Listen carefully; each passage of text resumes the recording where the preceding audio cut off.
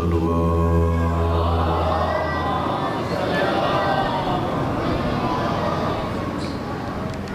نعرہ تکبیر نعرہ تکبیر نعرہ رسالات نعرہ رسالات نعرہ حیدری نعرہ حیدری حسینیات حسینیات یزیدیات یزیدیات بر محمد و آل محمد صلوات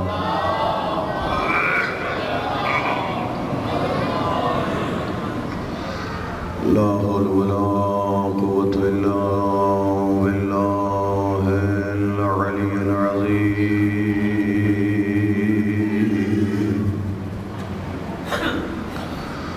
بسم الله الرحمن الرحيم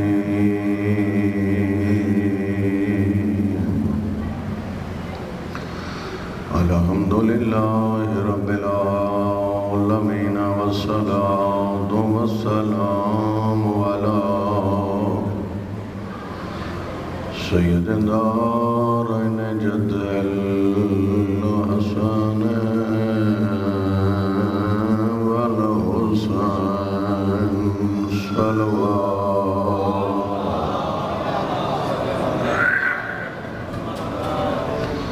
شمس بين القمرين هادينا وهدي ثقلين شفيع ذنوبنا وطبيب قلوبنا أبي القاسم محمد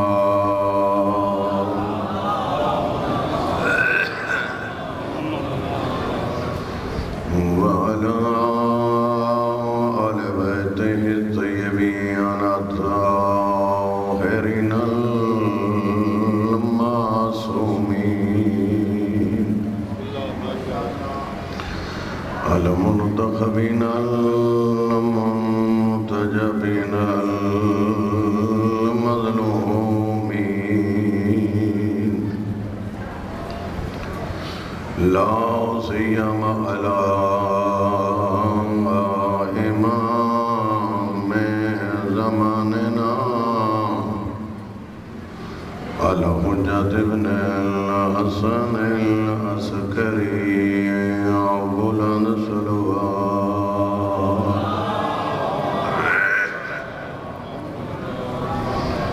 ورحمة الله على محبيهم ولعنة الدائمة على أعدائهم أجمعين من يوم عداوتهم إلى قيام يوم الدين أما بعد فقد قال الله تبارك وتعالى في كتابه المجيد بسم الله الرحمن الرحيم إنما يريد الله ليذهب عنكم الرجس أهل البيت ويطهركم تطهيرا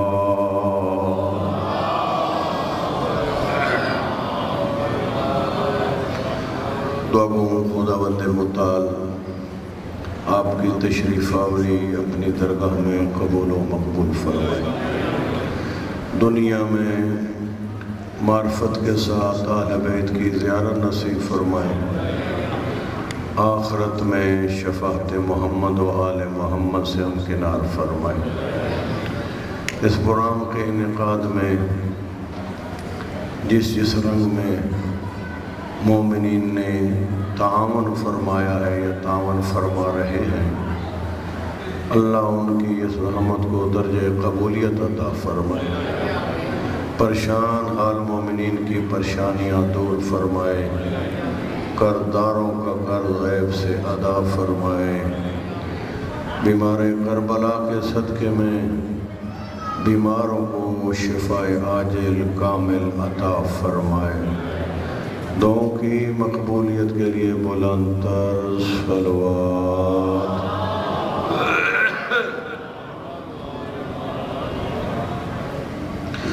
ارشاد رب العزت ہو رہا ہے، توجہ تو ہے آپ کی میری طرف۔ ارشاد رب العزت ہو رہا ہے، انما یرید اللہ لیذہب عنکم الرجس اہل البیت، بس اور بس ارادہ پروردگار یہ ہے کہ خدا آپ سے رجس کو دور رکھے، اے آل بیت، اور آپ کو اس طرح پاک رکھے جس طرح پاک رکھنے کا حق۔ یہ ظاہری معنی ہے اس آیہ مجیدہ کے، اور ایک بات تمہید میں ہی آپ کی خدمت میں عرض کروں، اگر آپ کی تھوڑی سی میری طرف توجہ ہو تو ہر وہ آیت جو شان آل بیت کو بیان کرتی ہے، وہاں تفسیر تو درکنار، مسلمان اس کے ترجمے کو بھی دائیں بائیں گھمانے کی کوشش کرتا ہے، لیکن طول تاریخ میں محافظان حق و حقیقت نے ان الفاظ کو نہ دائیں جانے دیا نہ بائیں جانے دیا، درست ان لفظوں کو وہاں پہ ہی منطبق کیا جہاں منطبق کرنے کا حق تھا۔ توجہ ہے میری طرف؟ اگر عشرے کے دوران کبھی یہ نقطہ آیا تو میں آپ کی خدمت میں گزارش کروں گا کہ یہ دین کوئی ایسے نہیں بچا، اس دین پہ علی و اولاد علی سے لے کر آج تک مسلسل خون دیا گیا، خون۔ آپ اور میں ایک معمولی سا مفاد بھی دو پہ لگانے کے لیے تیار نہیں۔ وہ کتنے عظیم لوگ تھے جنہیں یہ علم تھا میری جان اور طاقت، میری عزت اور ناموس کا کیا مقام ہے جہاں پہ نام علی اور نام حسین آ جائے۔ بڑی عقیدت تھی، ایمان تھا، ایقان تھا، ریاکاریاں نہیں تھیں، اخلاص تھا، خلوص تھا، اور پھر جو اس دروازے پہ اخلاص اور خلوص سے جھکے، میں جملے خطابت کے نہیں حقیقت کے جملے کہنے کا عادی ہوں، اور سن لیجئے میرا ایمان اور ایقان ہے، یہ ممبر ہے صادقین کا، یہ ممبر ہے صادقین کا، یہاں فقط صداقت کی بات ہونی چاہیے۔ پریشان تو نہیں ہو رہے آپ لوگ؟ یہاں حقیقت کی بات، صداقت کی بات، سچائی کی بات، ایمانداری کی بات، امانت کی بات ہے یا نہیں قبلہ؟ یہ تقاضے ہیں اس منبر کے، اور ہمیں اس کی طرف توجہ دینی چاہیے۔ ایسے نہیں ہے، یہ وہ مقام نہیں ہے جو آئی بات زبان پہ، وہ سیاسی جلسہ نہیں، یہ حسین ابن علی کا ذکر ہے۔ اس طرف متوجہ رہا کرو۔ بڑا میں حیران و پریشان ہوتا ہوں، اور حیران و پریشان ہر ایک کو ہونا چاہیے۔ ادھر علماء کے جلسے بلائے جاتے ہیں، میں اپنی بات کر رہا ہوں، کسی اور مذہب کو میں نے کہا ہمارے پاس وقت ہی نہیں ہے اس کو چھیڑنے کا، ہمیں اپنی باتیں کرنی چاہیے۔ خدا کے بندوں کیا ماحول بنا دیا ہم نے، کدھر جا رہے ہیں ہم؟ تھوڑی سی توجہ کے ساتھ عبادت کو عبادت رہنے دو۔ مقابلہ بازیاں جا کے کرنی ہے تو مسجد مبارکہ کے باہر کرو۔ اور خدا کے بندوں اپنے مرتے ہیں، دوست و دشمن کو بلاتے ہو، حسین کے غم میں آ کر تمہیں اپنی دشمنیاں یاد آ جاتی ہیں۔ کدھر جا رہے ہیں؟ کوئی نہیں ہمیں متوجہ کرنے والا۔ یاد رکھو یہ سب کچھ اس دنیا میں رہ جانا ہے، فقط وہاں وہی چیز جائے گی جو اخلاص کے ساتھ حسین کے دروازے پہ پیش کی ہوگی۔ تو جو ہے میری طرف قبلہ، اس بات کو ذہن نشین کرو، اور اگر اجازت دے تو کل کی گفتگو سے میں آج کی گفتگو کو مربوط کروں اور تھوڑا سا سلسلہ کلام آگے بڑھاؤں، اگر آپ کی میری طرف توجہ رہے تو۔ قبلہ کل میں نے گزارش کی آیہ تطہیر آل بیت کی طہارت کا ارادہ کرنے والی ذات عام ذات نہیں، علی کل شین قدیر ذات ہے، جس کے سامنے کسی کا بس۔ بھائی حق بات ہے یا نہیں؟ پتہ نہیں یہ جملے آپ کس انداز میں لیں گے، کیونکہ میں تو روایات احادیث کو سامنے رکھ کے جملے کہنے کا عادی ہوں۔ کون علی کل شین قدیر؟ جس نے مصطفیٰ کو مصطفیٰ بنایا، مرتضیٰ کو مرتضیٰ بنایا، وہ علی کل شین قدیر۔ اصل وہی ہے عظمت دینے والا، وہی ہے فضیلت بخشنے والا۔ لیکن یاد رکھنا، کسی کو عظمت بھی ایسے نہیں دیتا، کسی کو فضیلت بھی ایسے، بیدار ہونا ہے بیدار، فضیلت بھی ایسے نہیں دیتا، پہلے ظرف کو دیکھتا ہے، اس ظرف میں کیا کچھ لینے کی گنجائش ہے، اس کی گنجائش کے مطابق اسے عطا کرتا ہے۔ آ گیا جملہ تو سن لے جملہ، جو مخلوق میرے پروردگار نے خلق کی وہ تو بہتر جانتا ہے کس کا ظرف کیا ہے، لیکن میں یہ جملہ کرتا ہوں، عالم امکان میں جتنا فضائل سمیٹنے کا، عظمتوں کو دامن میں لینے کا ظرف عظیم تھا، وہ دو ہی ظرف تھے، ایک مصطفیٰ کا ظرف تھا، ایک مرتضیٰ کا ظرف تھا۔ پتہ نہیں کیا سن رہے ہیں آپ لوگ، ذرا اس اینگل سے بھی عظمتیں سننے کی عادت ڈالو۔ میں جملہ کہہ رہا ہوں، بغیر ظرف کو دیکھے اللہ تعالیٰ نہیں کرتا، اور اس کو پتہ ہے، علیم بذات صدور، دلوں کے بھیتوں سے آگاہ ذات ہے۔ توجہ ہے؟ اعتبار کے ذات بیٹھنے والوں کی بھی توجہ ہے میری طرف، توجہ ہے یا نہیں؟ ظرف کو دیکھ کر دیتا ہے، اور اس کو علم ہے میں نے محمد کو کون سا ظرف دیا، میں نے علی کو کیا ظرف دیا۔ اور ایک جملہ جید عالم کا ایک جملہ ہے، ہم تو طالب علم ہیں، آپ کو سناتے ہیں، باتیں کہتے ہیں، اس کی عطا میں کوئی کمی نہیں تھی۔ اللہ کی ذات وہ ہے جس کی عطا میں کمی نہیں، اور اس کے ان کے لینے میں کوئی کمی نہیں تھی۔ اس نے یہ علوی بابرگاہ میں نے جملہ کہہ دیا ہے، پتہ نہیں کتنوں کے دلوں میں اترا کے ان کے اوپر سے گزر گیا۔ یہ جملہ سنا ہے آپ نے، اس کی عطا میں کوئی کمی نہیں اور ان کے لینے میں کوئی کمی نہیں تھی۔ اس نے جی بھر کے دیا، انہوں نے جی بھر کے لیا۔ جی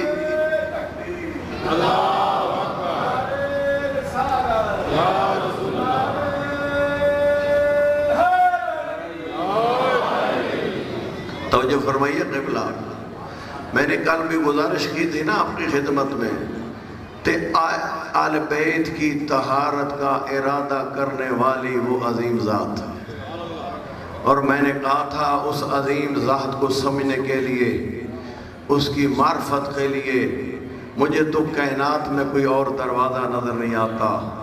وہ دروازہ نظر آتا ہے تو ایک جو دروازہ علی و بطول ہے، اس کے علاوہ کہیں جانے کی ضرورت نہیں۔ میں نے کل یہ جملہ کہا، پھر تکرار کر رہا ہوں، وہ عظیم علی جو آیا تو اللہ کے گھر میں آیا۔ تھوڑا سا بیدار ہوں گے، جو آیا اس دھرتی پہ تو اللہ کے گھر آیا۔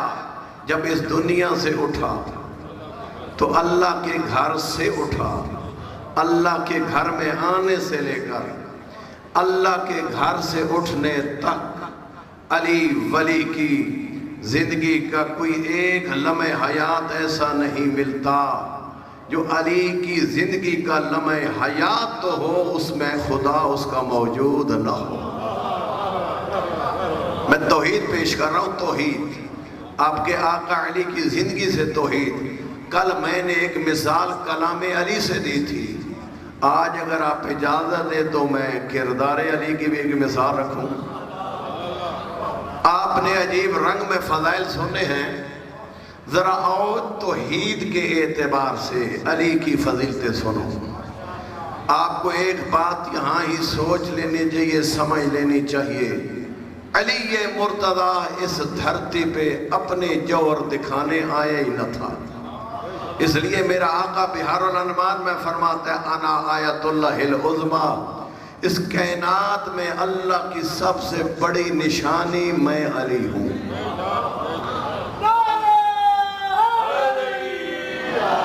اس کائنات میں سب سے بڑی نشانی میں علی ہوں۔ یہاں بھی ایک جملہ ہے، چونکہ جملہ آتا ہے تو میں آگے گزر نہیں سکتا۔ میں کہتا ہوں اللہ نے علی کو اپنی عظیم نشانی بنایا۔ جملے پہ غور کرنا، اللہ نے علی ولی کو اپنی عظیم نشانی بنایا، اور علی نے اس کائنات میں آنے کے بعد اپنے عمل کے ذریعے اللہ کی عظیم نشانی بن کے دکھایا۔ یار جملہ بدلی کون لے رہا ہے؟ بات سمجھ آ رہی ہے یا نہیں؟ اللہ نے بنایا عظیم آیت، لیکن علی نے اپنے عمل سے ثابت کیا میں اللہ کی عظیم آیت ہوں۔ اور آئیں بڑے بڑے سورما، بڑے بڑے شیر دل اور شمشیر زن تاریخ میں نظر آئیں گے، لیکن رب اکبر کی قسم اس اللہ کی دھرتی پر ایسا مجاہد دنیا میں آیا نہیں جیسا مجاہد علی تھا۔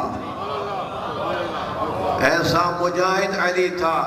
جنگ خیبر تم نے ذاکروں سے قصیدوں کی شکل میں، علماء سے نقطوں کی شکل میں سنی ہوئی ہے۔ میں تکراری باتیں کرنے کا عادی نہیں ہوں، میں تو وہ بات جو میرے ذہن میں، میری سمجھ میں تاریخ قرآن حدیث پڑھ کے آتی ہے وہ پیش کرنے کا عادی ہوں۔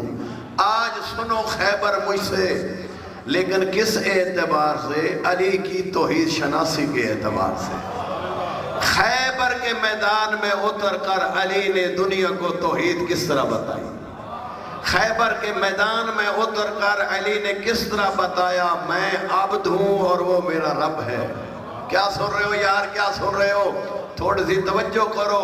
میرا آقا نے میدان خیبر میں بتایا میں آیت ہوں، اور کس کی آیت ہوں؟ یہ میدان خیبر میں بتایا۔ اگر آپ کے اذہان متوجہ ہو گئے تو گفتگو میں شروع کروں۔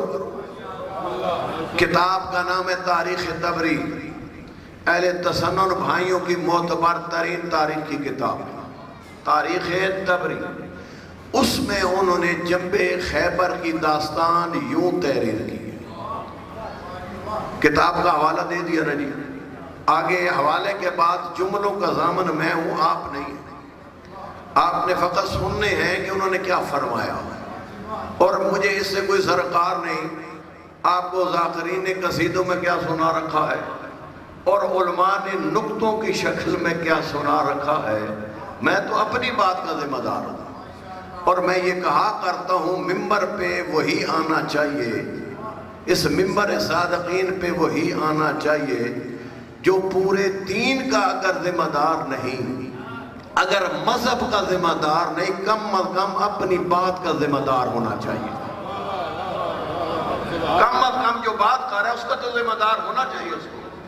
اس کے بارے میں پوچھا ہے تو اس کو جواب دینا چاہیے۔ ایک اور بھی آفر دے دوں آپ کو، اے آفر لگ دیا نا تو بھاج بھاج کے لوگ بہنے، تو میں بھی ایک آفر دے رہا ہوں۔ میں وہ شخص ہوں واحد مجلس پڑھنے والا، میری مجلس کے دوران کسی کے ذہن میں سوال آئے، اٹھ کے کھڑا ہو کے کرے، میں پریشان نہیں ہوتا، میں خوش ہوتا ہوں۔ اس سے مجھے یہ سمجھ آتی ہے سننے والے سمن بکم نہیں، کچھ بات سن رہے ہیں جبھی تو سوال اٹھ رہا ہے۔ توجہ فرمائیے، پریشان نہیں ہونا اگر ذہن میں کوئی گفتگو کے دوران سوال ہے، میری مجلس خراب کم نہیں ہوتی، بلکہ مطمئن ہو کے سوال کرو کہ بلا یہ جو نقطہ غائز میں تو یہ سوال ہوتا ہے، مجھے جواب آتا ہوگا جواب دوں گا، اگر جواب نہ آتا ہوگا یہاں کھلے لفظ میں کہوں گا بیٹا مجھے اس کا جواب نہیں آتا، کتاب دیکھ کر کسی بڑے عالم سے پوچھ کے بتاؤں گا۔ یہ امانت کا تقاضا ہے ممبر کا۔ پریشان تو نہیں ہو گئے؟ یہ پریشانی تو میں اپنے لیے بنا رہا ہوں اور جان بوجھ کے بنا رہا ہوں۔ اگر اس قوم کے اندر یہ فکر آ جائے اور ہم اہل امر کو یہ معلوم ہو جائے، جو بات کروں گا نیچے سے کوئی سوال کرے گا، کوئی بھی اہل ممبر نہ دائیں جائے گا نہ بائیں جائے گا، درست دروازے علی پہ جائے گا۔ تو جو فرما رہے ہو میں کیا کہہ رہا ہوں، سمجھ آ رہی ہے بات؟ سنیے، تاریخ طبری میں جناب طبری نے واقع خیبر یہ بیان کیا کہ نبی پاک نے بڑے بڑے مجاہدوں کی حسرت مٹائی۔ یہ جملے میں تھوڑا سا چونکہ سوشل میڈیا سے بھی میرا بھی تعلق ہے، پتہ نہیں کتنے لوگوں نے ہادی ٹی وی چینل، ہدایت ٹی وی چینل، سچ پہ پروگرام میرے سنے ہوں گے، لائیو آج آپ مجھے سن رہے ہیں عشرے میں، تو ذمہ داری سے بات کرنے کا عادی ہوں اور اس ایمان اور ایقان کے ساتھ بات کرنے کا عادی ہوں۔ فقط علوی میں مرگاہ نہیں سن رہا، ورلڈ لیول پہ میری بات جا رہی ہے، سننے والا دوست بھی ہے دشمن بھی ہے، اور آج آئندہ گفتگو ہونے بھی اسی طرح چاہیے کہ میری گفتگو عالم میں جا رہی ہے۔ میں بات کیا کر رہا ہوں، کہیں میرے مکتب پہ آنچ تو نہیں آ رہی، کہیں میرے مذہب پہ کوئی انگلی تو نہیں اٹھائے گا، پریشان تو نہیں ہو رہے؟ جی، تاریخ طبری والے نے لکھا کہ نبی پاک نے بڑے بڑے مجاہدوں کو موقع دیا، اور یہ ہر مقام پہ پاک نبی نے دیا، چونکہ بعد میں یہ نہ کہیں کہ مولا پہلے علی آگے تھے، اگر وہ نہ جاتے تو ہم یہ کر دیتے، ہم وہ کر دیتے۔ تھوڑے میں ڈیرہ تے بہ کے وڈیاں وڈیاں گلاں کرنا لے تے دیوں اسی اپنے علاقے دی زبان اندر لمیاں لمیاں چھوڑنا لے ہوندے نجی، یہ دور نبی وچ بھی بڑے آئے، لمیاں لمیاں چھوڑنا لے۔ تاریخ کہتی ہے، تاریخ طبری والی، نبی نے ایک بزرگ صحابی، ایک بزرگ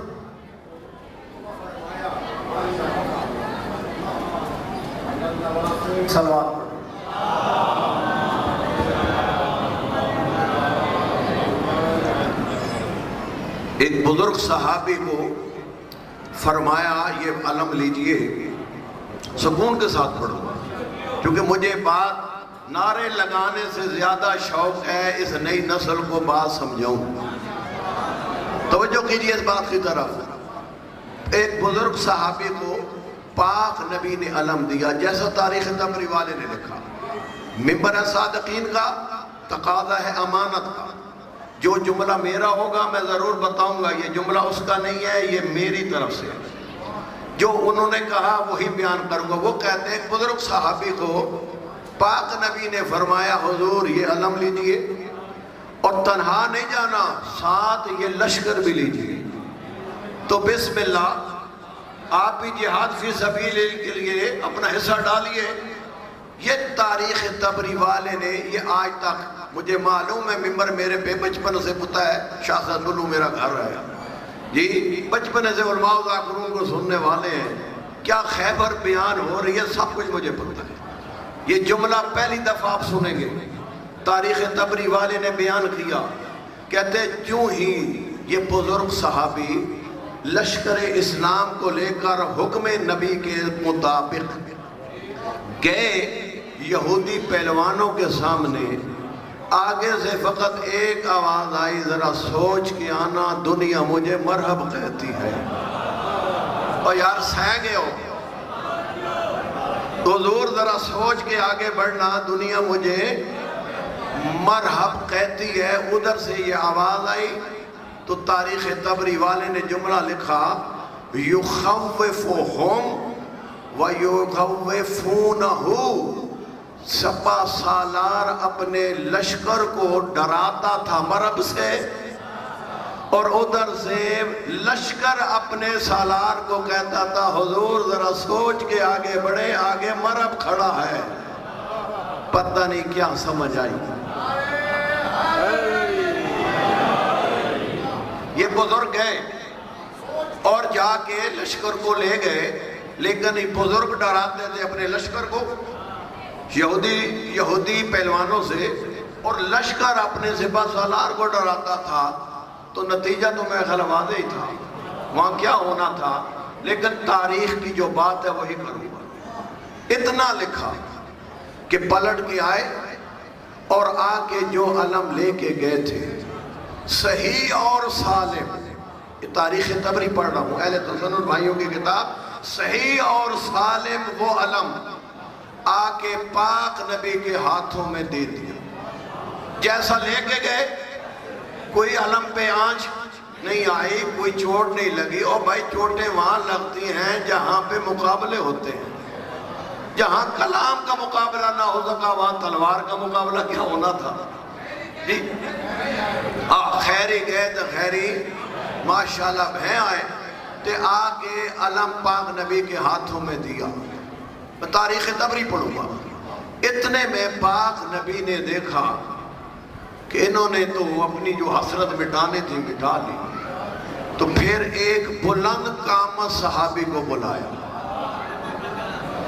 ایک بلند قامت صحابی کو بلایا، کہا یہ علم لو، علمبردار بنایا، علمبردار بنایا کہ یہ علم لو، اور 7 لشکر بھی تنہا نہیں بھیجا، 7 لشکر بھیجا، کہا جاؤ اسلام پہ آنچ آ رہی ہے، جہاد فی سبیل اللہ کا حکم ہے، تم صحابی رسول ہو، جوہر شجاعت دکھاؤ، لیکن یاد رکھنا جوہر شجاعت وہاں دکھائے جاتے ہیں جہاں پہ شجاعت ہو جی، جوہر وہاں آتے ہیں جہاں شجاعت ہو۔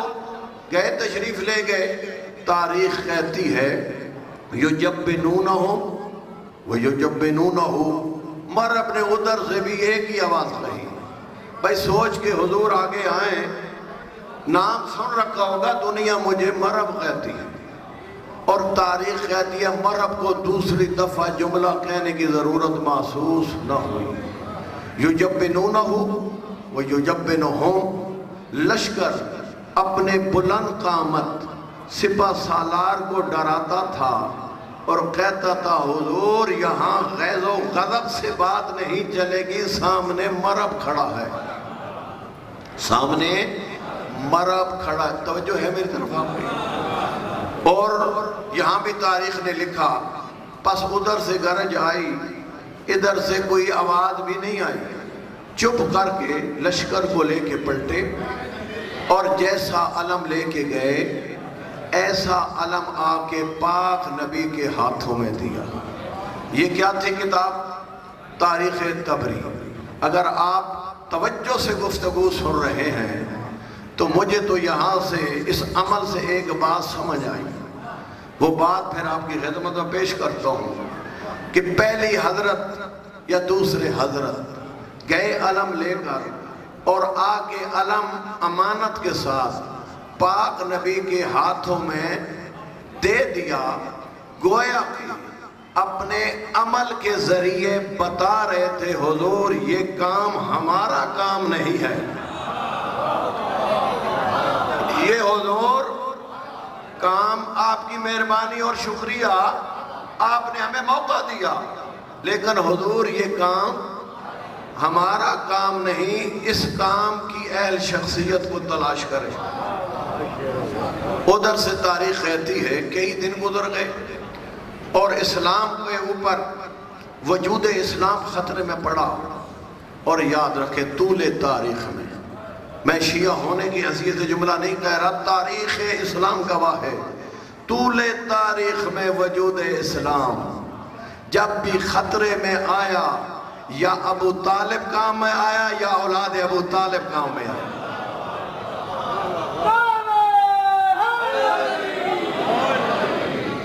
لفظ کی تعبیر آج میں نے جان کے تبدیل کی ہے، تعبیر آپ متوجہ ہوا کریں، میں نے یہ نہیں کہا علی اور اولاد علی، میں نے جملہ کہا ابو طالب اور اولاد ابو طالب۔ میں اس پہ بھی اگر کوئی وقت آیا میں اس پہ بھی آپ کو گفتگو سناؤں گا کہ ابو طالب نے کیا کیا علیہ السلام۔ نبی نے دیکھا وجود اسلام خطرے میں، اور جب بھی وجود اسلام خطرے میں آیا یا ابو طالب کام آیا یا اولاد ابو طالب کام میں آئی. خیبر کے میدان میں وجود اسلام کو خطرہ آیا اور پاک نبی نے ایک تاریخی خطاب ارشاد فرمایا. میرے آقا نبی فرماتے ہیں تھوڑا سا بیدار ہو گیا. میرے آقا ارشاد فرماتے ہیں لَأُوتِيَنَّ رَایَةَ غَدًا رَجُلًا قَرَارًا غَیْرَ فَرَارٍ. لَأُوتِيَنَّ رَایَةَ غَدًا رَجُلًا قَرَارًا غَیْرَ فَرَارٍ يُحِبُّ اللَّهَ وَرَسُولَهُ وَيُحِبُّهُ اللَّهُ وَرَسُولُهُ وَيَفْتَحُ اللَّهُ عَلَى يَدَيْهِ. گویا کہ حسنین کا نانا کہتا ہو مسلمانوں کافی کھیل ہو گیا. میری بات سن لو, کل میں علم اس کو دوں گا جو مرد میدان ہوگا.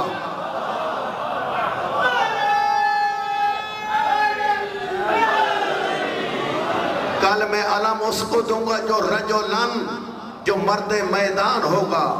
قرارن دشمن کے سامنے ڈٹ جانے والا ہوگا. غیر فرارن دشمن کو پشت دکھانے والا نہ ہوگا. یحب اللہ و رسولہ محب خدا ہوگا, محب رسول خدا ہوگا. نہ محب کی منزل بلکہ فرمایا محبوب خدا ہوگا, محبوب رسول خدا ہوگا. اور اللہ تعالیٰ کل اسلام کو فتح نصیب کرے گا اس کے ایک ہاتھ پر نہیں, اس کے دونوں ہاتھوں پر.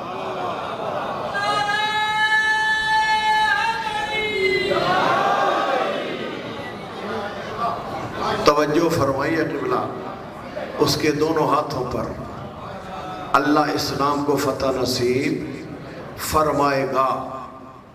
پڑھ رہا ہوں تاریخ طبری.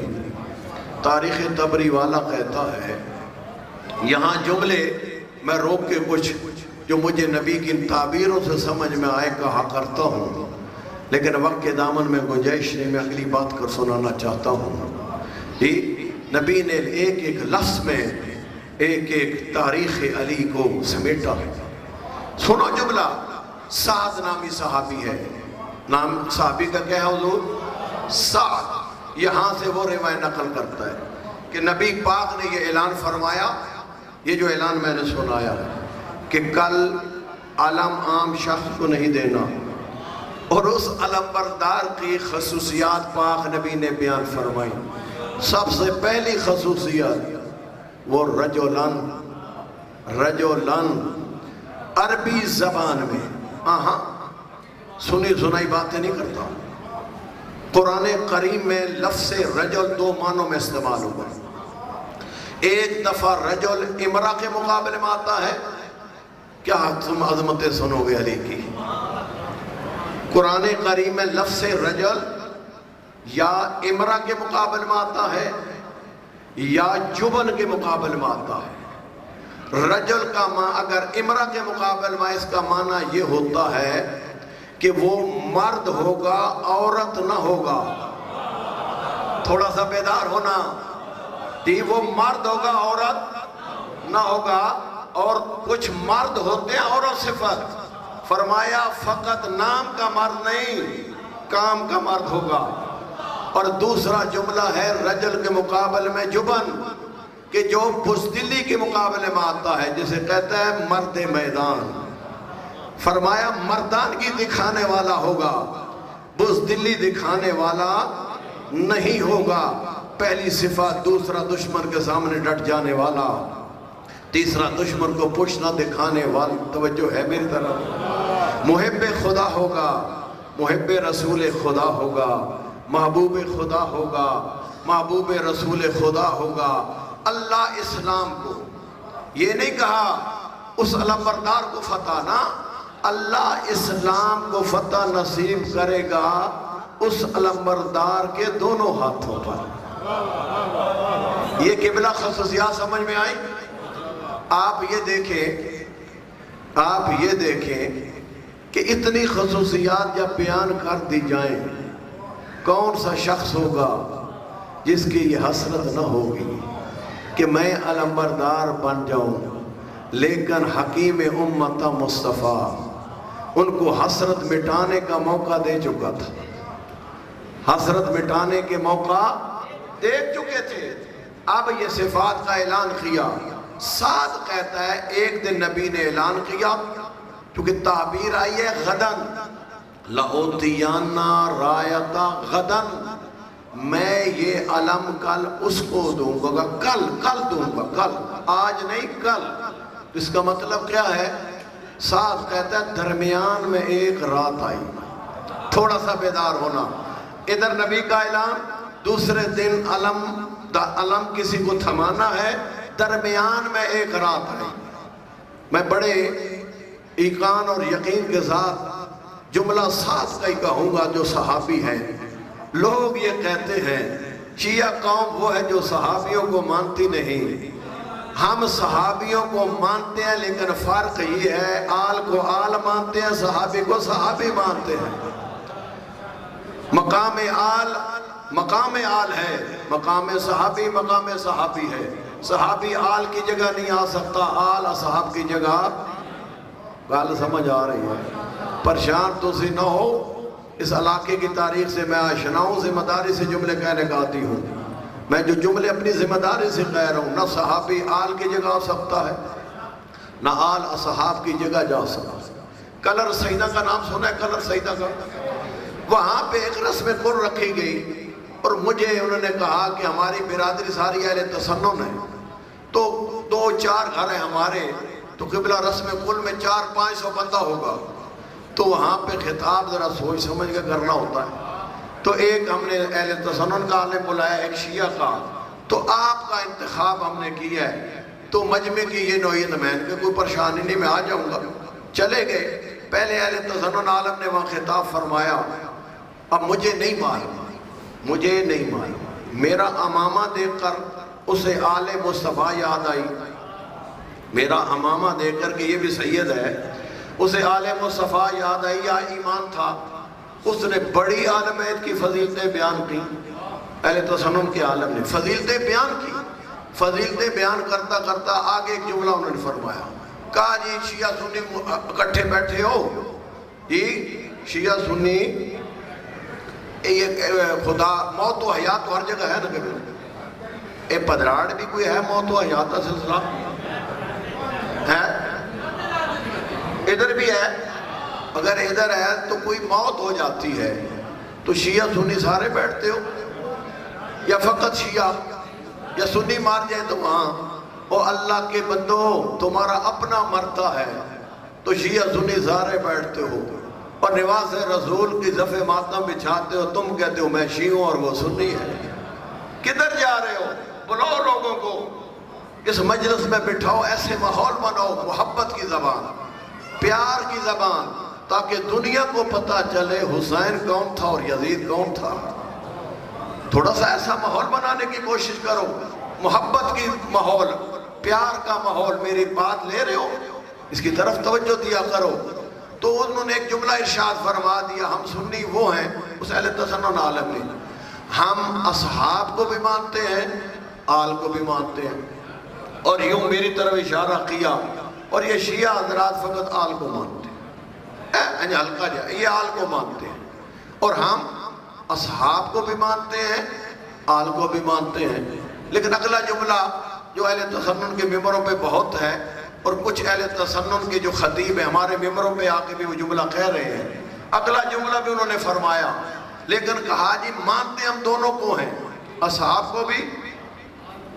نیندر تو نہیں آگئی سن، میری بات سن رہے ہیں آپ؟ اصحاب کو بھی مانتے ہیں، آل کو مانتے ہیں، لیکن ایک فرق ہے، وہ یہ اصحاب در والے ہیں اور آل گھر والے۔ اصحاب کیا ہیں جی؟ در والے، اور آل گھر والے، کیونکہ انہوں نے تو جملہ رٹا رٹایا لگا دیا، یہ نیچے سے واہ واہ نہیں، سبحان اللہ، سبحان اللہ۔ میں نے کہا جی چلو ہم واہ واہ سے نکل کر آ جائیں، ہم بھی اس فضائے سبحان اللہ میں آتے ہیں۔ میں نے جو آل بیت کی نورانی فرمائشات تھی، کچھ آیات کچھ احادیث موت و حیات پہ پڑھی، تو یہ تو آپ کو پتہ ہے الحمدللہ بطفیل ذکر مجلس حسین، ہم جو موضوع چھیڑے اور جہاں پہ پہنچنا ہم پہنچ جاتے ہیں، آپ کو پتہ ہی نہیں چلتا۔ کہ موضوع کیا تھا اور قبلہ کہاں پہنچ گئے. میں درست قبلہ کی بات پہ پہنچا. میں نے کہا عزیز نے بڑی اچھی گفتگو کی ہے, بڑا میں خوش ہوا ہوں کہ ایک مشترکہ محفل تھی, اس کے تقاضوں کے مطابق گفتگو تھی. لیکن ایک جملہ اگر یہ نہ فرماتے کہ ہم سنی وہ ہیں جو اصحاب کو بھی مانتے ہیں اور آل کو بھی مانتے ہیں, اور یہ شیعہ یوں کر, یہ شیعہ فقط آل کو مانتے ہیں, آگے ان کو یہ کہنا چاہیے تھا ہم سنی وہ ہیں جو اصحاب کو مانتے ہیں, آل کو مانتے ہیں, شیعہ جس کو مانتے ہیں ان کے عالم بیٹھے ہیں یہ بتائیں گے. تو میں پھر بتاتا آ کر انہوں نے ہماری بھی بات کر دی اور اپنے بھی کر دی, اور طول تاریخ میں مسائل کھڑے اس لیے ہوئے ہیں. یہ نہیں کہنا چاہیے تھا انہوں نے, لیکن سنو اب عزیز نے کہا تو میں جملہ کہنا چاہتا ہوں. سارے شیعہ سنی تھے, میں نے کہا انہوں نے یہ فرمایا ہے کہ ہم سنی اصحاب کو بھی مانتے ہیں آل کو بھی. لفظوں کی ترتیب ہے فصاحت و بلاغت, پہلے کیا رکھنا ہے دوسرا کیا رکھنا ہے, اسی کے اندر پیغام ہوتا ہے. میں نے اسی فصاحت و بلاغت کے قاعدے سے فائدہ اٹھایا, اور یہ عطا ہوتی ہے ان ہستیوں کی طرف سے کہ آج تمہیں نمائندگی کرنی ہے اس رنگ میں کر. اور میں نے ایک جملہ کہا, میں نے کہا جی انہوں نے یہ فرمایا ہم اصحاب کو مانتے ہیں اور آل کو مانتے ہیں, فرق یہ ہے ہم آل کو مانتے ہیں پھر اصحاب کو مانتے ہیں. انہوں نے پہلے اصحاب کہا بعد میں آل, میں نے کہا ہم آل کو مانتے ہیں پھر اصحاب کو مانتے ہیں. اور دوسرا جملہ انہوں نے ارشاد فرمایا اصحاب در والے اور آل, توجہ ہے, اصحاب در والے اور آل گھر والے. میں نے کہا اس سے آگے شیعت شروع ہوتی ہے, یہاں تک سنیت ہے, اصحاب در والے اور آل گھر والے, یہاں سے آگے شیعت مکتب اہل بیت شروع ہوتا ہے. اور وہ ایک جملہ سن لو شیعہ سنی, میں جملہ یہ کہنا چاہتا ہوں اگر در والوں کو در میں رکھا جائے اور گھر والوں کو گھر میں رکھا جائے تو اسے مکتب اہل بیت کہتے ہیں.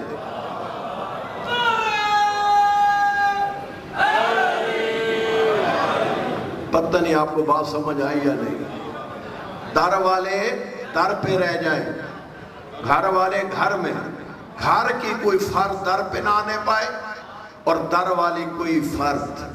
بڑی باریک بات کی, بڑے بڑے وکیل بڑے بڑے ڈاکٹر بیٹھے ہوئے تھے, جب کھانا کھانے لگے کہا قبلہ بہت ساروں کے اوپر سے بات گزر گئی, لیکن بات تو اپنی ایسے پتے کی جس کا کوئی جواب ہی نہیں تھا. واقعاً میں نے کہا اپنی اپنی تفسیریں کرو, لیکن اللہ نے جن کو گھر میں رکھا ان کو گھر میں رکھو, جن کو در پہ رکھا ان کو در پہ رکھو. ساتھ یہ کہتا ہے درمیان میں رات تھی میدان خیبر میں بھی صحابی تھا, ساتھ کہتا ہے میں بھی صحابی تھا, بزم اصحاب میں تھا, سارے لیٹ گئے میدان خیبر میں خیموں میں. لیکن نہ سونا میں نے نہیں کہا, لیٹ گئے. میں تھوڑی تھوڑی آنکھ کھول کے دیکھتا تھا دائیں بائیں بھی کروٹیں بدل رہے ہیں, کروٹیں بدل رہے ہیں, سو نہیں رہے. توجہ ہے. ساتھ کہتا ہے میں نے یہ دیکھا نبی کا اعلان سن کر اگلی جو رات آئی میدان خیبر میں صحابیوں کو نیند نہیں آ رہی, یہ رات کو کروٹیں بدل کر میدان خیبر میں اصحاب نے رات گزار دی. جو ہی ساتھ کا یہ جملہ تاریخ طبری میں نے پڑھا, میں نے کہا شیعہ قوم کا احساس صحابی تو نے مسئلہ حل کر دیا. تھوڑا سا بیدار ہونا, احساس تو نے شیعہ قوم کے بہت بڑا مسئلہ حل کر دیا. اس خیبر کی داستان کی, اس رات کی اس کیفیت کو بیان کر کے, اور کیفیت تو یہ بیان کر رہا ہے کسی صحابی کو نیند نہیں آ رہی, صحابی اس رات کو کروٹیں بدل کے رات گزار رہے تھے. میرا سوال ہے سو کیوں نہیں رہے تھے, کروٹیں کیوں بدل رہے تھے؟ بیدار ہونا. کروٹیں اس لیے بدل رہے تھے کہ تاکہ صبح شاید میں خوش نصیب ہوں کہ وہ پاک نبی نے جو علم دینا ہے وہ میں اٹھا لوں. میں کہوں گا پوری رات جا کے گزار دینا علم عباس کی خاطر، یہ سنت اصحاب مصطفیٰ ہے۔ پوری رات گزار دینا کہ کل میں علم میں اٹھا سکوں علم عباس، یہ سنت اصحاب رسول ہے۔ سعد نے بیان فرما دیا، صبح کا وقت ہوا، کہتا ہے یہ پہلا میدان سجا۔ ہمیشہ نبی آتے تھے اور بلاتے تھے، کوئی آتا تھا کوئی نہیں آتا تھا۔ آج کہتے ہیں میدان خیبر، توجہ ہے کہ بلا میدان خیبر میں پاک نبی نے جو اعلان کیا تھا نا، کل میں نے علم کس کو دینا ہے، پاک نبی کے آنے سے پہلے بزم اصحاب جم گیا، اور پاک نبی آئے بزم اصحاب میں، اور یہ جملہ اب میرا ہے۔ نبی کی نگاہ نے، یا آسن انداز میں تعبیر لاؤں، نگاہ نبوت نے ایک چہرے وجہ اللہ کو دیکھنا شروع کیا، اور پوری بزم اصحاب میں وہ نظر نہ آیا، تو حسنین کے نانا فرماتے ہو میرے اصحاب، اینا علی، علی کہاں ہے؟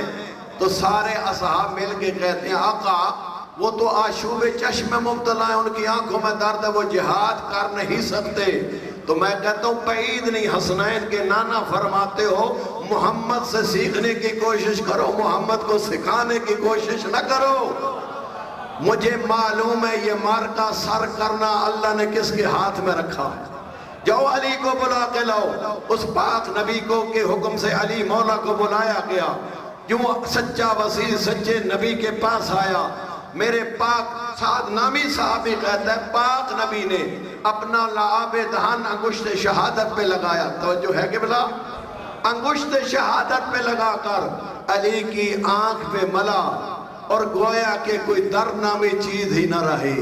او مسلمان، تو یہ کہتا ہے یہ محمد میری طرح ہے، جس کا لعاب دہن تیری اور میری طرح نہیں، وہ محمد تیری اور میری طرح کس طرح ہو سکتا ہے؟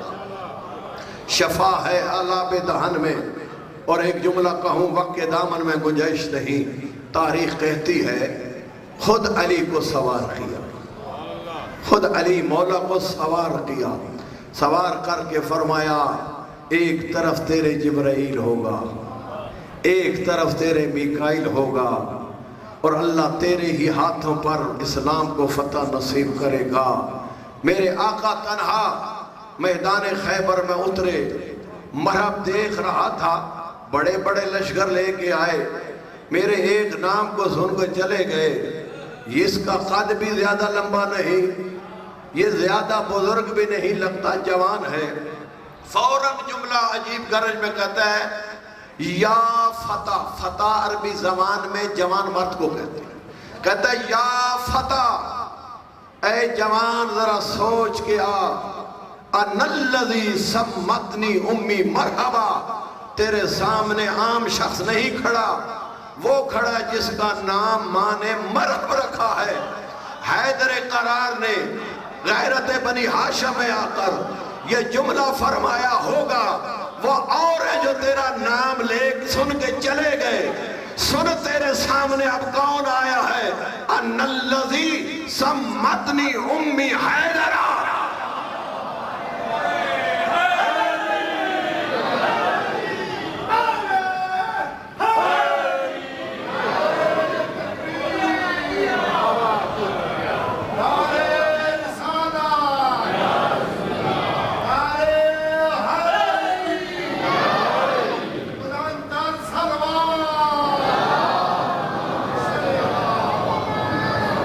الذی سمتنی امی حیدرہ۔ آپ کا کیا خیال ہے علی مرتضیٰ کے اس شجاعت کے اور بنی ہاشم کے لب و لہجے میں اٹھنے والی آواز نے مرحب کے وجود میں تھر تھری کمائی، تزلزل کیا ہوگا یا نہیں؟ تاریخ کہتی ہے غصے سے کانپنے لگا کہ یہ ایک جوان مجھے جملہ کیا کہہ رہا ہے، میرا نام سن کر لشکر میدان چھوڑ جاتے ہیں، یہ تنہا کھڑا ہے۔ سنیے اگلی بات حیران علی نے کیا، میں جملہ ذمہ داری سے کہنے کا دوں، کسی بھی میدان جنگ میں بنی ہاشم نے دشمن پہ پہلے وار نہیں کیا۔ میرا ہمیشہ یہ بات ہوتی تھی جب ہماری تلوار چلنی ہے، بچنے کا کوئی امکان ہی نہیں ہوتا، اس کی کہیں حسرت نہ رہ جائے، میں وار کرتا تو کیا ہوتا۔ حیدر قرار فرماتے ہیں زیادہ جنہوں پنجابی جانا نا بڑکا مارنے دی لوڑ نہیں، میرے آقا نے فرمایا کر مرحوار کر، اور پورے غیر و غضب سے وار کیا، اور میرے آقا نے اس کے وار کو ناکارہ کیا۔ اور سنیے جملہ تاریخ کا عظیم توحید شناس نے یہودی پہلوان کے سامنے کھڑے ہو کر میدان خیبر میں اپنے حسین لب و لہجے میں صدائے تکبیر بلند کی، صدائے تکبیر بلند کر کے غافل کر کے نہیں مارا، کہا مرب آئی ہے حیدری تلوار ذرا اپنے آپ کو سنبھال۔ ادھر سے ذوالفقار آئی، ادھر سے مرب دو حصوں میں تقسیم ہوا، اور ادھر سے آواز جبرائیل بلند ہوئی لا فتح الا علی لا سیف الا ذوالفقار۔ اگر کوئی جوان مند ہے وہ حیدر قرار ہے، اگر کوئی تلوار ہے تو وہ ذوالفقار ہے۔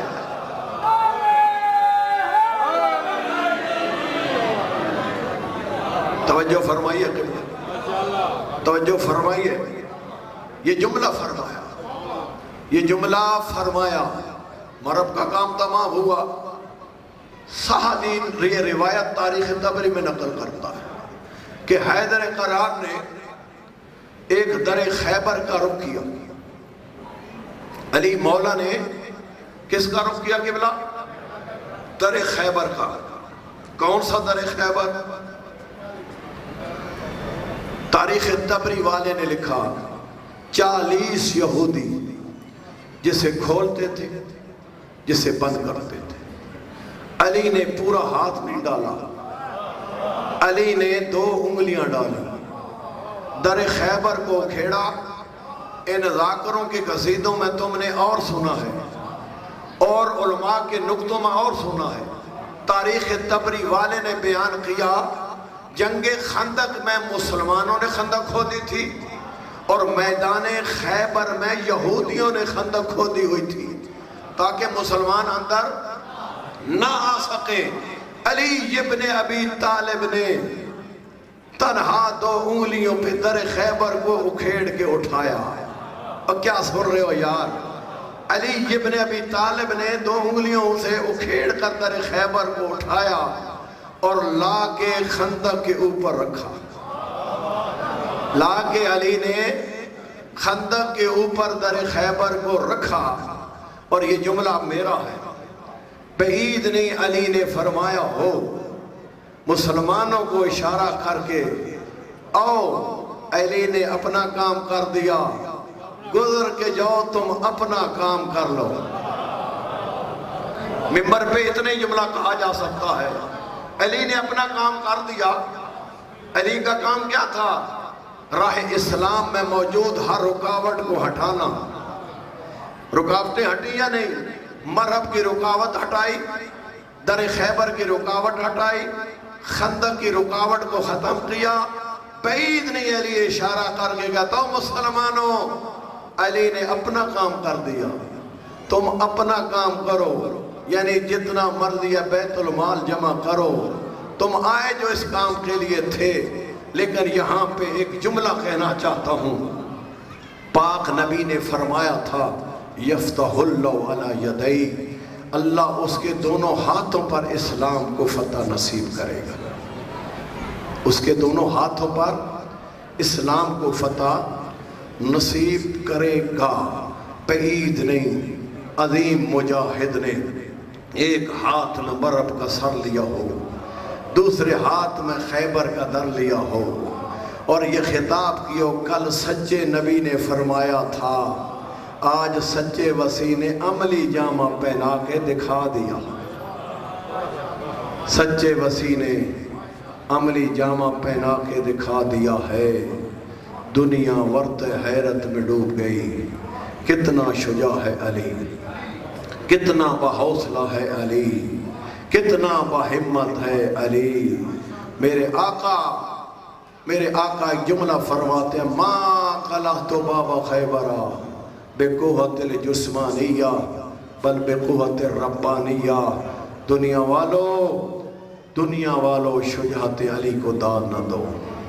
قوت بازو علی کو توجہ ہے، قوت بازو علی کو داد نہ دو، بلکہ اس ذات کی طرف متوجہ ہو جس نے اس بازو میں یہ قوت رکھی ہے.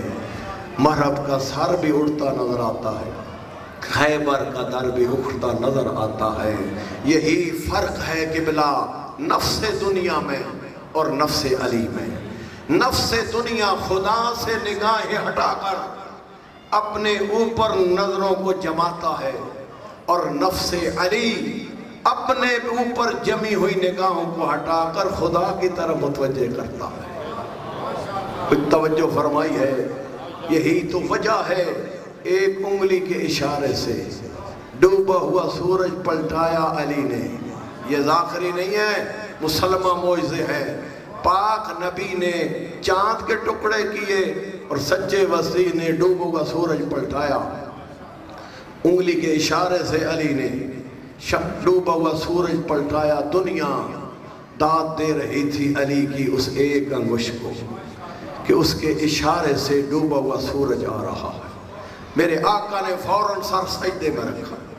سر سجدے میں رکھ کر اپنے عمل کے ذریعے میرا آقا متوجہ کرتا ہے میری انگشت کی طاقت کو داد نہ دو، اس ذات کی طرف متوجہ ہو جس نے اس انگشت میں طاقت رکھی ہے. ڈوبا ہوا سورج بھی پلٹا رہا ہو. اللہ اکبر. ایسا عظیم شجاع علی محمد کی امت میں کیسا مظلوم ہوا. دو جملے بطول عطر کی غربت کے کہنا چاہتا ہوں. میرے ممبر پہ معروف ہے کہ حسین جیسا کوئی مظلوم نہیں. یہی جملہ کہتے ہو نا، حسین جیسا کوئی مظلوم نہیں. لیکن رب اکبر کی قسم علی کی مظلومیت ہم تمہارے سامنے پیش نہیں کر سکتے. علی کی مظلومیت ہم آپ کے سامنے پیش نہیں کر سکے. میں نے آپ کا وقت آج بہت زیادہ لے لیا. میں ایک مخصوص رنگ میں بی بی کی شہادت پڑھنے کا عادی ہوں، لیکن وقت کے دامن میں گنجائش نہیں. مورخ لکھتا ہے بابا کی وفات کے بعد 75 دن یا 95 دن زندہ رہی ہے محمد کی اکلوتی بیٹی، لیکن 3 کام بطول نے ترک نہیں کیے. لم تزل بعد وفات ابیہا محمرۃ العین معصبۃ الراس منحدۃ الرکن. یہ بی بی کی مصیبتوں کا نچوڑ ہے 3 جملے. یہ 75 دن یا 95 دن جو زندہ رہی، فرماتے 3 کام ترک نہ. ہمیشہ بطول کی پیشانی پہ موت کی پٹی ہوتی تھی. سنو گے جملہ، ہمیشہ بطول کی آنکھیں سرخ رہی. او عزادارو ذرا مجھے تم یہ تو بتاؤ بطول کا سن کتنا تھا؟ 18 سال. لیکن تاریخ کہتی ہے 18 سال کے سن میں کمر جھکا کے چلتی رہی حسنین کی ماں. عزادارو وہ کون سے در تھے جنہوں نے زہرا کی آنکھیں سرخ کر دی؟ وہ کون سے در تھے جنہوں نے زہرا کی کمر جھکا کے رکھ دی؟ عظیم مرجع کا جملہ ہے نجف اشرف کے مرحوم کمپانی. وہ فرماتے ہیں بطول کے دردوں کا آغاز ہوتا ہے دروازے سے. بطول کے دردوں کا آغاز ہوتا ہے دروازے سے. بابا کی تربت پہ آ بیٹھتی تھی، عزاداروں روتی تھی اور اپنی آنکھوں سے جلا ہوا دروازہ بھی دیکھتی تھی. اور کیا کہتی تھی؟ صبت علیہ مصائب لو انہا صبت علی الایام سرنا لیا لیا. بابا تیرے جانے کے بعد تیری زہرا کو اتنا ستایا گیا، اگر یہ مصیبتیں سفید دنوں پہ آتی سیاہ راتوں میں تبدیل ہو جاتے. اور علامہ مجسی اگلا جملہ بھی بیان کرتا ہے، بی بی رو رو کے کہتی تھی بابا بابا او میرا نبیوں کا سلطان بابا، یہ پرندے اپنی بولیاں بول بول کے سو جاتے ہیں. یہ پرندے بھی اپنی بولیاں بول بول کے سو جاتے ہیں، تیری زہرا پوری پوری رات رو کے گزار دیتی ہے۔ عزادارو اس دروازے کے ساتھ کیا ہوا؟ مرحوم کو پانی کہتا ہے کسی بھی مظلوم کی مظلومیت کا ایک گواہ ہوتا ہے، دو گواہ ہوتے ہیں۔ یہ وہ مظلومہ حسنین کی ماں جس کی مظلومیت کے 3 گواہ ہیں۔ کون کون سے؟ فرماتے ہیں الباب والجدار والدماء شہود صدق ما بہی خفاء۔ کہتے ہیں او زہرا کی غربت پہ رونے والے، ایک در کا تصور کر، ایک دیوار کا تصور کر، ایک در و دیوار کے درمیان بہنے والے خون کا تصور کر۔ اور کسی بھی مزدور پر آتا ہے نا وقت مصیبت، عزادارو یہی فطرت مزدور ہے یا نہیں؟ اپنے بھائیوں کو پکارتی ہے۔ زہرا کا تو کوئی بھائی تھا نہیں۔ اتنا کتنا حسین جملہ اسی منبر پہ میرے عزیز کہتے ہیں جس کے بھائی نہ تھے اس کو گھر آ کے مارا، جو 18 بھائیوں کی بہن تھی اس کو بازاروں میں لا کے مارا۔ اجرکم اللہ زادہرو، اجرکم اللہ زادہرو۔ مرحوم کو پانی کہتا ہے ایک درد ہے بطول کا جو منبر پہ بیان نہ ہوا۔ فرماتے ہیں لستو ادری خبر المسماری سل صدرہ خزانت الاسراری۔ فرماتے ہیں اس میخ کے بارے میں مجھ سے سوال نہ کرو، اس میخ کے بارے میں مجھ سے سوال نہ کرو جو امت کی لگائی ہوئی آگ سے سرخ ہو چکی تھی۔ فرماتے ہیں اس میخ کے بارے میں سوال کرنا ہے تو زہرا کے سینے سے سوال کرو جس سینے میں میخ پہ وصل ہوئی بطول کی صدا بلند ہوئی، بابا تیری زہرا اجر رسالت لے رہی ہے۔ اجرکم اللہ زادہرو۔ اپنی اپنی پریشانیاں ذہن میں لاؤ، اپنے اپنے بیماروں کو ذہن میں لاؤ۔ یہ مظلومہ زہرا کا توسل بڑا مجرب توسل ہے۔ بی بی کے صدقے میں اللہ تمہاری پریشانیاں دور کرے، بی بی کے صدقے میں اللہ تعالیٰ تمہارے بیماروں کو شفا عاجل کامل عطا فرمائے۔ ایک قیامت کا منظر آیا بطول کے سامنے، عزادارو محسن کی موت بھی بھول گئی، میخ کا زخم بھول گئی۔ سوال تو کرو مولانا بتائیں وہ کون سا قیامت کا منظر تھا؟ برداشت کر لو گے وہ کون سا قیامت کا منظر تھا؟ محمد کی امت کے بزدلوں کے ہاتھ تھے اور علی ولی کے گلے میں رسیاں تھیں۔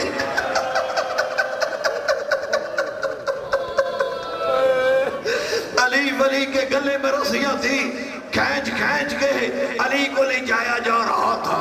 محافظہ امامت بی بی آگے بڑھی، بی بی کہتی تھی نہ جانے دوں گی علی کو، نہ جانے دوں گی مظلوم علی کو، لیکن کہتے ہیں یہاں ایک لعین آگے بڑھا، کس طرح جملہ برداشت کرے گا؟ کہتا ہے ظلم کی انتہا ہو گئی اور دنیا کو پردہ سکھانے والی۔ عزادارو یہاں نامحرم آگے بڑھا اور کیا ظلم کیا؟ کہتا ہے بطول عطر کے رخسار پہ تماچا مارا، بے بس ہو کے میری آقا زادی مدینہ کی زمین پہ گری، رو رو کے کہتے تھی بابا تیری زہرا اجر رسالت لے رہی ہے۔ مجھے یہ بتاؤ گریہ کرنے رہے بطول عطر پر، اپنی آوازوں کو ذرا بلند کرو، یہ عجیب غربت ہے بطول کی عزادارو۔ مجھے بتاؤ کیا علی کی حمایت سے ہاتھ اٹھایا؟ نہیں، فوراً اٹھی، معلوم تھا تنہا ہے علی، معلوم تھا بے یار و مددگار ہے علی۔ فوراً اٹھ کے دامن علی کو مضبوطی سے پکڑا اور کہتی تھی نہ جانے دوں گی۔ اتنے میں دوسرا لعین کہتا ہے کنفذ کیا دیکھ رہا ہے، جلدی سے زہرا کے ہاتھ کو دامن علی سے جڑوا۔ یہ لعین تلوار کا دستہ لے کے آگے بڑھا۔ اس نے کیا ظلم کیا؟ قد واقض نال السیف علی جنبیہا عطا بکل ما عطا علیہا۔ اس نے زہرا کو لاوارث سمجھ کر اور اس نے زہرا کو بے وارث سمجھ کر تلوار کے دستے مارنے شروع کیے۔ میری آقا کی پسلی کی ہڈیاں ٹوٹ گئی۔ بی بی رو رو رو کے کہتی تھی بابا تیری زہرا اجر رسالت لے رہی ہے۔ جب امت سے مایوس ہوئی زہرا رک کی آسمان کی طرف، بی بی کہتی ہے خلو ابن امی او نشرت راسی۔ بی بی کہتی ہے لعینو چھوڑ دو مظلوم علی کو، اور لعینو چھوڑ دو مظلوم علی کو۔ سننا جملہ، بی بی بی کہتی ہے وگرنا آج زہرا سر کے بال کھول دے گی، آج زہرا سر کے بال کھول دے گی۔ سلمان فارسی کہتا ہے ادھر سے بطول نے یہ جملہ کہا، میں نے دیکھا مسجد نبوی کی دیواروں نے زہرا کے احترام میں بلند ہونا شروع کیا، مسجد نبوی کی دیواروں نے بلند ہونا شروع کیا۔